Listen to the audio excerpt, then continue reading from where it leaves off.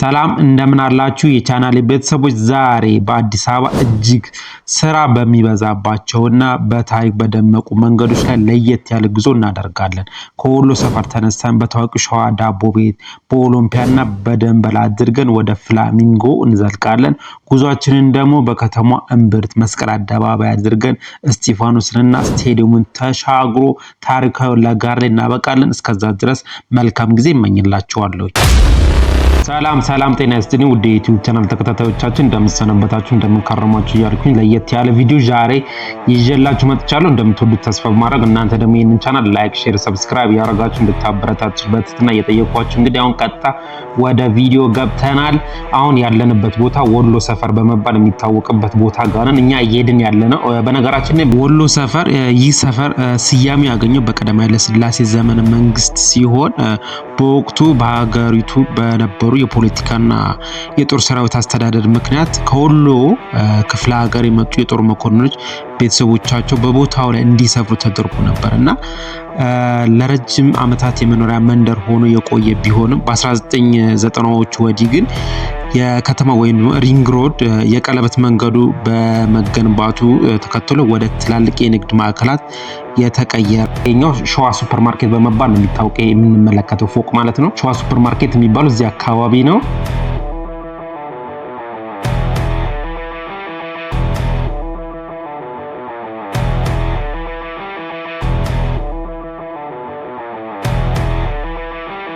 በዚህ በስተግራ በኩል ቦሌ ማተሚያን ነው የምንመለከተው። እዚህ ጋር አዲስ ባንክ የመጀመሪያ ቦሌ አካባቢ የተከፈተችው አዲስ ባንክ ለመጀመሪያ ጊዜ እዚህ አካባቢ የተከፈተችው ነው። ልታስታውሱ ትችላላችሁ ብዬ እገምታለሁ። ከሱ ፊት ለፊት የሚገኘው ያው ቦሌ ማተሚያ ድርጅት፣ ከቦሌ ማተሚያ ቤት ፊት ለፊት ነው አዲስ ባንክ የመጀመሪያ የተከፈተችው። እንግዲህ ልትምታስታውሱ ትኖራላችሁ እዚህ አካባቢ ቦሌ አካባቢ እዚህ አካባቢ የምትኖሩ ማለት ነው። መስከረም ሱፐርማርኬት የሚባል ነበር። ትዝ ካላችሁ እንግዲህ የምታስታውሱት እንግዲህ እንደ ትዝታ ነው እየነገርኳችሁ የምገኘው።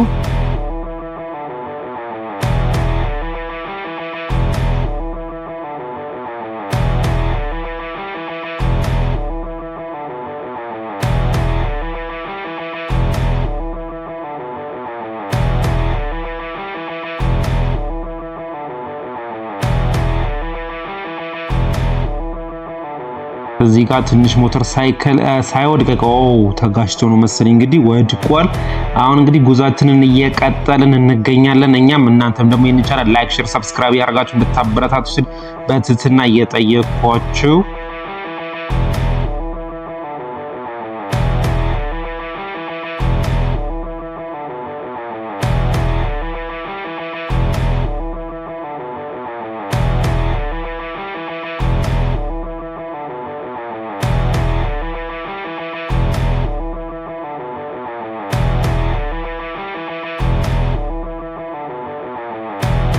አሁን ወደ ኦሎምፒያ አካባቢ እየተጓዝን ነው የምንገኘው ማለት ነው። ኦሎምፒያ ስያሜን ያገኘው በ1990ዎቹና 70ዎቹ አካባቢ በቦታው ላይ ከነበረውና በግሪካውያን ባለቤቶች ይተዳደር ነበረ። ኦሎምፒያ ባርና ሬስቶራንት ነው ማለት ነው። በግሪኮቹ የሚተዳደረው የምግብ ቤት በወቅቱ የከተማ መኳንንቶች የውጭ ሀገር ዜጎች የሚዝናኑበት ቦታ ነበረ። በ1990ዎቹ አጋማሽ ላይ ደንበል ሲቲ ደንበል ፎቁ ማለት ነው ሲገነባ አካባቢው እንደ አዲስ ገጽታ አገኘና በወቅቱ ደንበል በኢትዮጵያ የመጀመሪያው ግዙፍና ዘመናዊ የገበያ ማዕከል በመሆኑ የሰፈሩ መጠሪያ እስካሁን ድረስ ዛሬም ቢሆን ብዙዎቹ ኦሎምፒያ ወይም ደግሞ ደንበል እያሉ ነው የሚጠሩት ማለት ነው።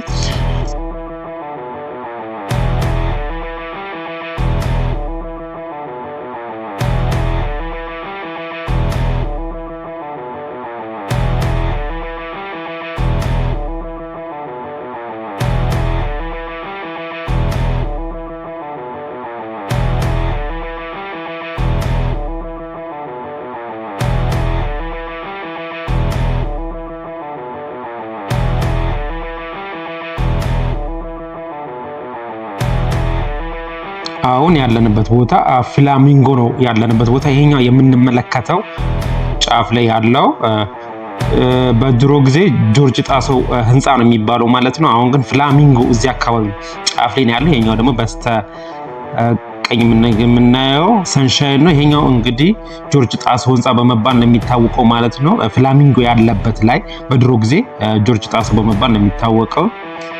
ሬስቶራንቱን ቆላ ሳያችሁ በደንብ አድርጌ ማለት ነው። አሁንም ድረስ ትሰራለች አለች። ይሄኛው ነው እንግዲህ ፍላሚንጎ ሬስቶራንት ማለት ይሄ ነው። እዚህ አካባቢ ቦሌ አካባቢ ስትመጡ ከመስቀል አደባባይ ልክ እንደተሻገራችሁ ነው የሚገኘው። ፍላሚንጎ ልክ እንደ ኦሎምፒያ ሁሉ ፍላሚንጎ ስያሜን ያገኘው በቦታው ላይ ከነበረው ጥንታዊያን ዝነኛ ፍላሚንጎ ሬስቶራንት። ከቦሌ ደግሞ ስትመጡ ደግሞ በተለምዶ ደንበል ልክ እንደተሻገራችሁ ደንበልን አደባባይ ልክ እንደተሻገራችሁ ነው የሚገኘው ማለት ነው። አሁን ፍላሚንጎ አካባቢ ጋር ነን የምንገኘው። ነጩ ፊት ለፊት የምንመለከተው ደግሞ ሀያት ሪጀንሲ ነው የሚባለው። ይሄኛው ደግሞ የድሮ ሰራተኛና ማህበር በመባል ነው የሚታወቀው። ይሄኛው የምንመለከተው ፎቅ አሁን ወደ እስጢፋኖስ አካባቢ እየተጠጋነን ማለት ነው አሁን የምንገኘው። ሀያት ሪጀንሲ እንግዲህ የምንመለከተው በስተቀኝ በኩል ያለው ይሄኛው ነጩ ፎቅ ነው።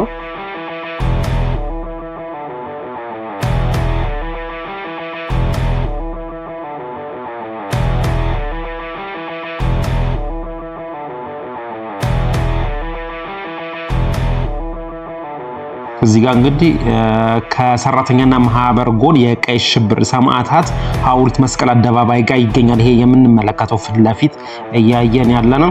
ይሄኛው ደግሞ የሀያት ሬጀንሲ የተሰራበት በድሮ ጊዜ የህዝብ ሽንት ቤት ነበረ።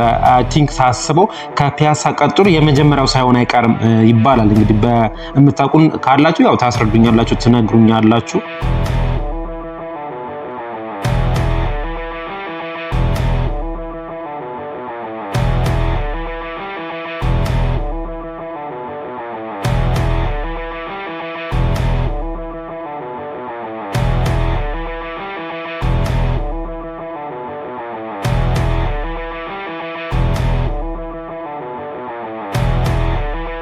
ይሄኛው እንግዲህ በኮሪደር ልማቱ የተሰራ እንደ ፋውንቴን ነገር ነው። በጣም ነው የሚያምረው። በነገራችን ላይ ይሄኛው የምንመለከተው አይ ቲንክ ይሄኛው ደግሞ የራስ ብሩ ቤት ሳይሆን አይቀርም። እንግዲህ ታሪኩ የምታውቁት ታስረዱኛላችሁ። የራስ ብሩ ቤት ሳይሆን አይቀርም ብዬ ገምታለሁ እንግዲህ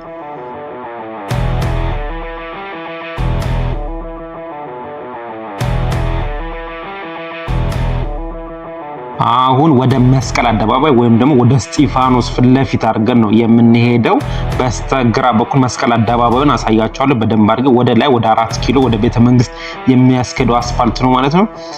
በዚህ ጋር ወደ ቤተ መንግስት የሚያስኬደው አስፋልት። ይሄኛው እንግዲህ የምትመለከተው እንግዲህ መስቀል አደባባይ በታሪክ አብዮት አደባባይ ይባል ነበረ። ዛሬ ላይ ግን በአዲስ መልኩ ታድሶ የመኪና ማቆሚያና የህዝብ መዝናኛ ሆኗል።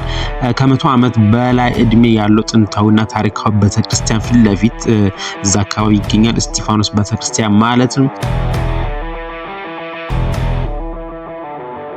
ሴንት ጆሴፍ ትምህርት ቤት ከመስቀል አደባባይ ጎን ያው እንደምትመለከቱት አጥሩ ሴንት ጆሴፍ ትምህርት ቤት ነው እያሳየዋችሁ የሚገኘው ማለት ነው። አሁን እንግዲህ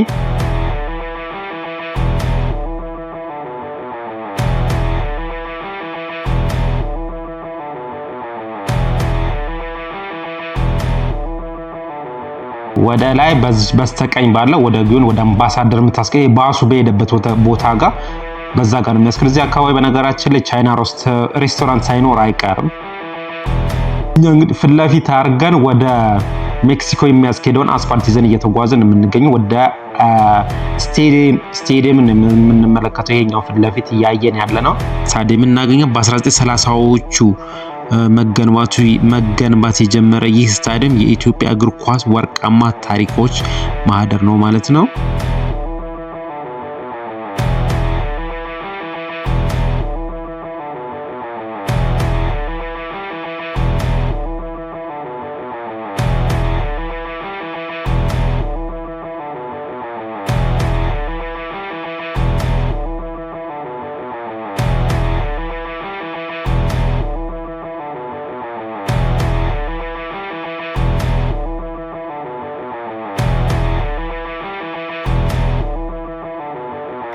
ጉዟችንን የምናበቃው ለገሃር ላይ ነው። ስሙ ለገሃር ከሚለው የፈረንሳይኛ ቃል የመጣ ሲሆን የባቡር ጣቢያ ማለት ነው ከ100 ዓመት በፊት አዲስ አበባን ከጅቡቲ ጋር ያገናኘ የባቡር መስመር መነሻና መድረሻ እዚህ ነበር። ዛሬ ታሪካዊ ጣቢያ ከዘመናዊ የህንጻዎች ጋር ተሳስሮ ይገኛል ማለት ነው። እንግዲህ አሁን ያለንበት ቦታ ለጋራ አካባቢ በመባል ነው የሚታወቀው። እስካሁን የነበረን ቆይታ ይሄን ይመስላል። በሌላ ቪዲዮ እስከምንገናኝ መልካም ጊዜ እየተመኘሁላችሁ እናንተ ደግሞ ላይክ፣ ሼር፣ ሰብስክራይብ ያደረጋችሁ እንድታበረታቱ በትህትና እየጠየቁ በሌላ ቪዲዮ እስከምንገናኝ መልካም ጊዜ እመኝላችኋለሁ።